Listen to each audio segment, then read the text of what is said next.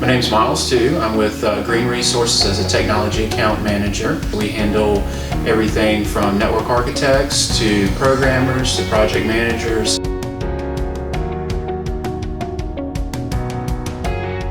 So contract, direct hire, contract to hire are all different ways of accomplishing your staffing goals.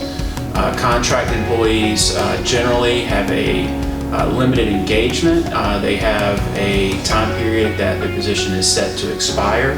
Contract to hire employees are more of a make sure it's a good fit, have a period of time that reduces the liability of the employer, and then they can make sure that they're a good fit both for the position, for the culture of the company.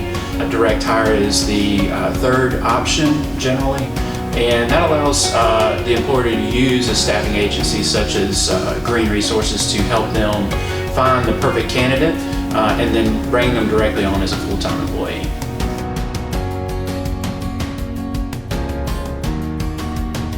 If you're looking at a particular deliverable that you need help with, so a project, we deal a lot with upgrades, system upgrades. Those things generally have a limited scope that they need someone to come in with expertise already that are going to be able to hit the ground running and get the project completed.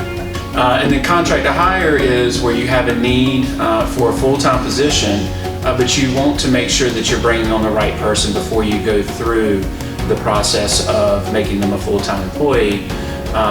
You can have either a 3, a 6, or a 12-month contract period before you convert them over to a full-time employee to make sure they're a good fit in your organization.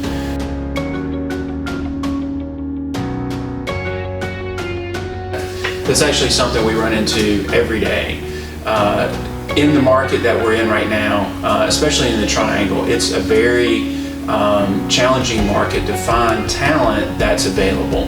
Most everyone that we are talking to is currently employed, and so we have to make sure that we're presenting the position in a way that it is very attractive. And that comes down to, obviously, pay is first and foremost. Everyone is focused on what they're going to be able to make. But it's also, what challenges are there? What's the significance of the work that they're going to be doing for the organization? The length of the role is very important as well, because they want to feel some stability. So 6-month roles, 12-month roles. And then also just, is it going to be something that's going to challenge them? A lot of the candidates that we speak with, they are looking for that next challenging project, that next challenging role.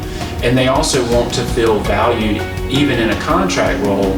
They want to feel like they're benefiting and feel like they're bringing a value to that organization.